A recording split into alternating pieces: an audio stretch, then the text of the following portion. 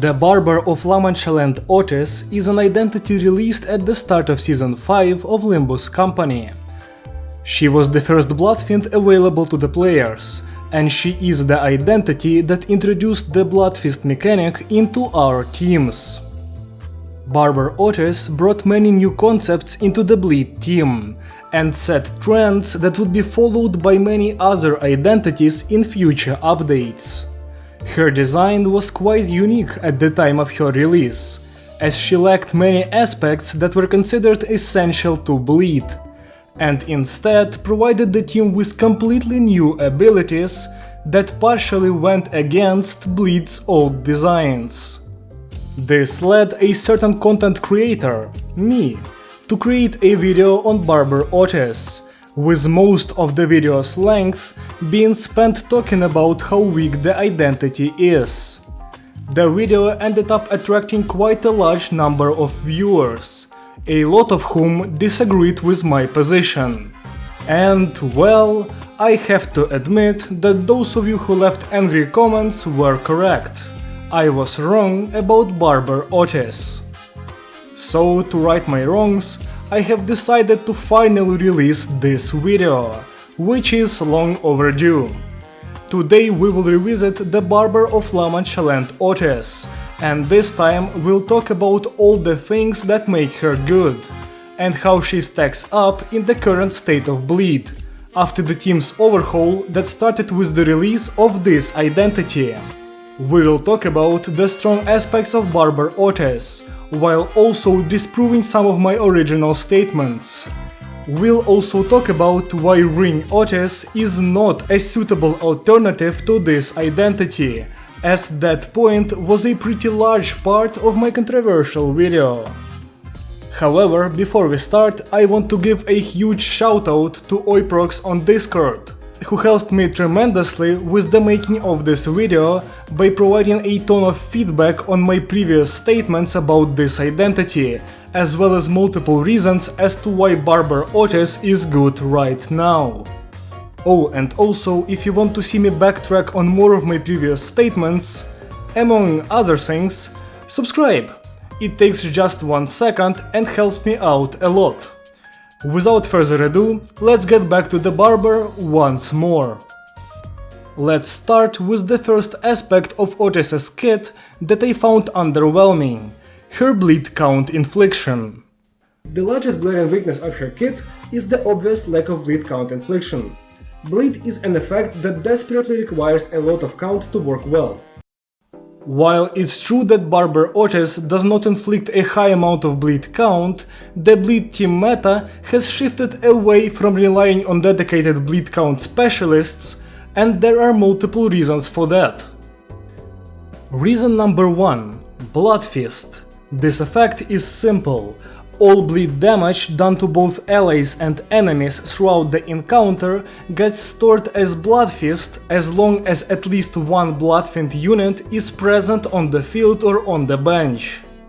The stored Bloodfist is then converted by Bloodfiend units, including Outis, into their unique resources, which are then used to empower the skills of these identities. As you can see, at no point does Bloodfist require you to keep up a strong stack of bleed to work.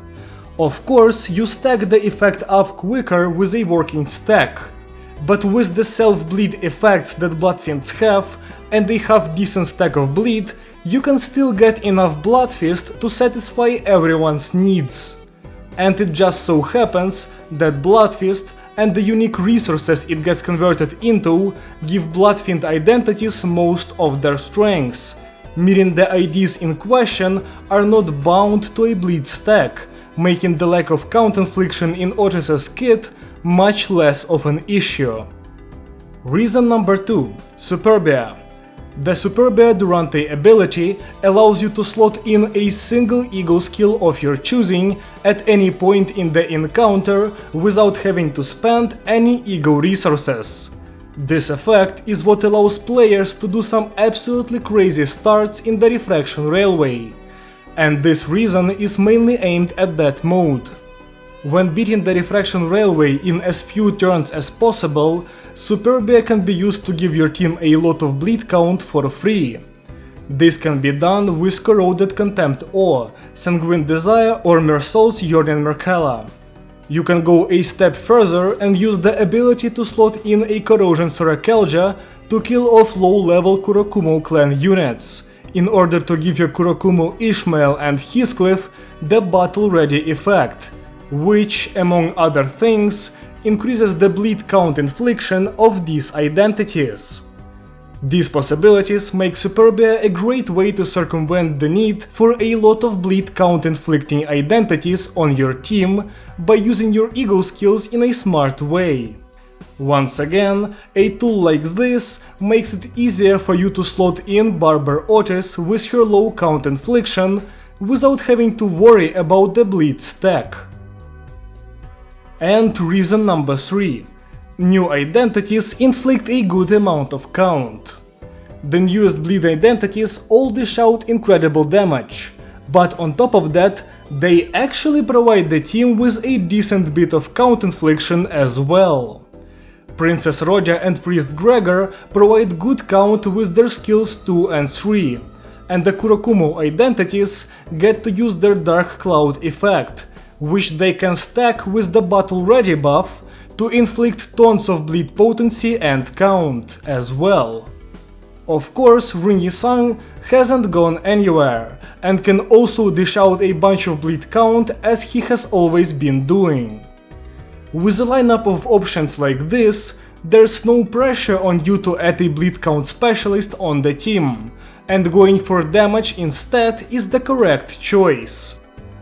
All 3 of these reasons compound into bleed never meeting any issues in regards to bleed count, and thus never forcing you to switch off of a damage dealing option like Barber Outis.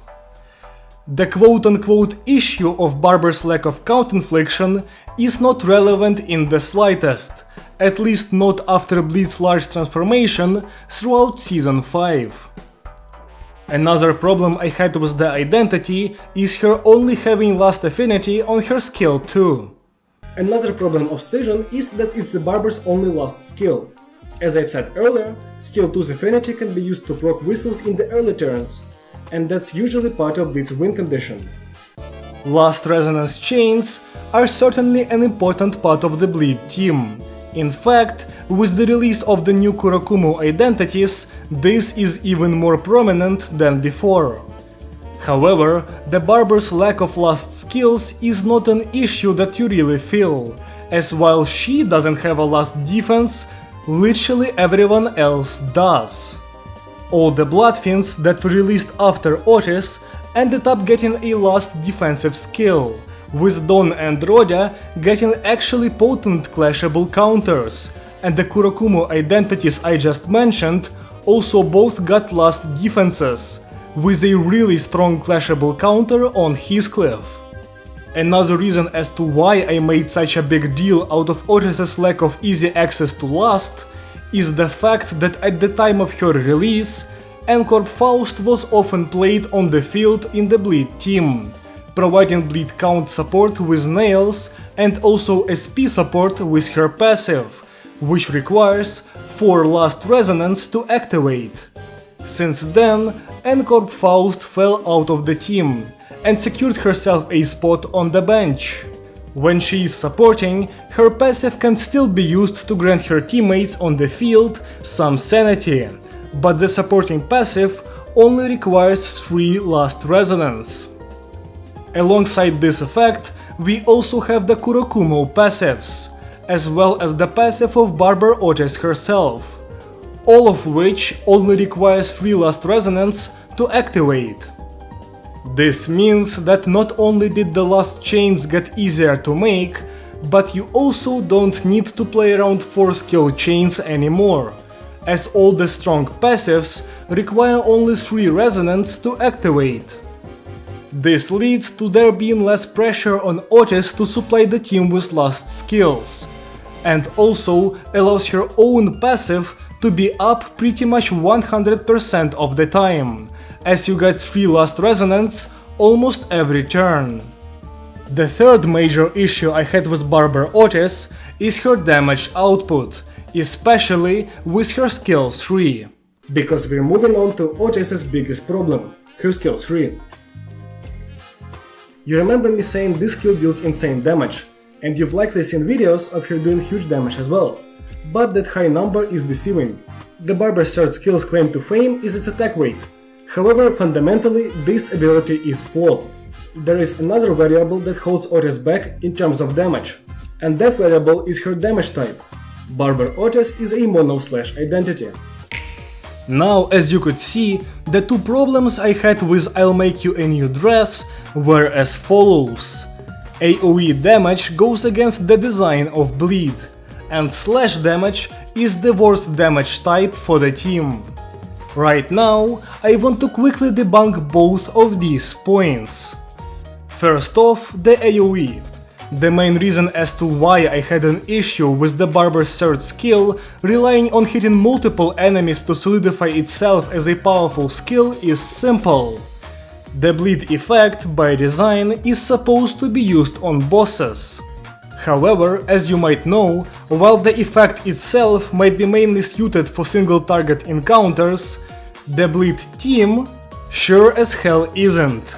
In fact, it's one of the best options when it comes to dealing with multiple enemies, in part thanks to the third skill of Barber Outis. Bleed mainly thrives in multi-target encounters due to multiple identities on the team having AoE damage in their kits, while the team also gets access to some of the best 7 attack weight ego skills in the entire game. Additionally, the number of multi-target encounters has risen, with the most recent event, Kanto and Refraction Railway, all having a lot of encounters with multiple enemies that are not pushovers. When clearing these encounters, having a way to hit multiple enemies at once is obviously hugely advantageous, raising the value of identities with area of effect attacks in Limbus Company's late game. Also, for Barber Outis specifically, the damage output of her skill 3 comes mainly from blood-tinged scissor blades, her unique resource that she gets from Bloodfist, and not bleed, meaning that unlike a lot of skills, I'll make you a new dress is able to retain its strength even in encounters where enemies are dying and being replaced left and right, with no meaningful bleed stacks being created. Basically, AoE damage is in fact king, contrary to what I said 5 months ago. And Barber Outis' ability to output a ton of damage while hitting multiple enemies is extremely valuable to the team, especially in late game modes. The second issue I had is the Barber doing only slash damage, and honestly, I don't want to spend a lot of time on this one, so let's be quick here. The main reason for my initial statement was the fact that N-Corp Faust was often used on the team and applied the gaze debuff, which acts as essentially 2 stacks of blunt and pierce fragility. Slash is notably absent from the damage types buffed by the effect, meaning that N-Corp Faust and Barber Outis have an anti-synergy. And yeah, N-Corp Faust is firmly tied to her spot on the support roster now, meaning that the anti-synergy is not something you ever need to even think about. Also, with the release of Kurokumo Ishmael and Heathcliff, Slash is now a prominent damage type in Bleed, meaning that Outis is no longer the odd one out. And to finish off the video, let's quickly talk about Ring Outis, the identity I praised throughout my last video on the Barber, saying that she is a better unit than her Manchaland counterpart. Ring Outis can be used to create last chains with even more consistency with her skill 1 and defense, and her second skill inflicts a bunch of bleed count, which helps you keep your bleed stack alive. The attentive people among you have probably noticed that both of these things are irrelevant, as I have already said in this video. So what does Ring Outis provide outside of that? Well, nothing. She does not have a damage output even close to that of Barber Outis, does not have any unique synergies, and is just lacking in every aspect of her kit. Realistically, there is no reason to ever pick her over the Barber, as Ring is just a weaker option overall, which also specializes in all the things that Bleed no longer cares about in the slightest. Overall, the Barber Manchaland Outis is your secondary damage dealing option on the Bleed team. Her damage output is quite crazy, as she can stack up tons of damage modifiers from her skills, passive and sewing target, leading to her doing more damage than anyone else besides LeBron James of Bleed. Her weaknesses, as described in my previous video, do not actually exist, as any that potentially could got instantly fixed as new identities were added into Bleed. Barber Outis is an identity that is definitely worth getting, especially if you want to build a powerful Bleed team. So do not let my 5-month-old schizophrenic episode tell you otherwise. If you have something to add onto this already multi-layered topic, feel free to leave a comment down below, and I promise to read every one of them. If you enjoyed the video at any point, leave a like to let me know, and if you want to see more Limbus Company content, consider subscribing to not miss out on my new uploads. Thank you so much for watching, and I hope to see you again soon. Goodbye!